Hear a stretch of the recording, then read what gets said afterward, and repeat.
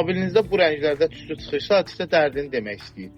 Ağ tüstü. Əgər motor tam qızmamış, zərif ağ tüstü çıxırsa, bu normaldır. Yox, əgər mühərrik qızdıqdan sonra hələ davam edirsə, deməli ciddi problemlər var.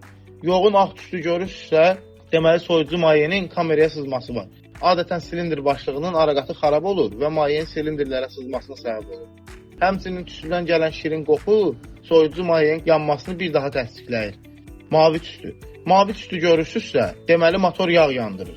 Yağ mühərrikdə hərəkətli hissələrin rahat işləməsi üçündür. Yanma kamerasına nüfuz etməməlidir. Mavi tüstünü yaradan əsas səbəblər Porsche halqalarının, klapan sayniklərinin və silindrlərin aşınması, turbo avtomobillərdə isə köhnəlmiş turbo mühərrik öz işini düzgün görə bilməməsidir. Qara tüstü. Qara tüstü adətən karbonun əmilməsi ilə yaranır. Həmçinin digər hallarda qara tüstüyə səbəb olur. Hava yanacaq balansı pozulmuşdur, benzin miqdarı kifayət qədər hava ala bilmir. Hava filtri çirklənib, süzməni düzgün yerinə yetirə bilmir. Hava axımı sensoru və oksigen sensoru xətalıdır. Həmçinin katalizator tutulubsa, qara tüstü yarada bilir. Boz tüstü. Nadir hallarda rast gəlinən tüstü rəngidir. Bir çox problemin xəbərçisi ola bildiyindən səbəbini aydınlaşdırmaq daha çətindir. Ən çox rast gəlinən səbəbləri isə bunlardır. PVC klapanı yanmayan benzin yenidən kamerada yanmasını təmin edir. Xarab olduqda yağın kameraya sızmasına səbəb olur.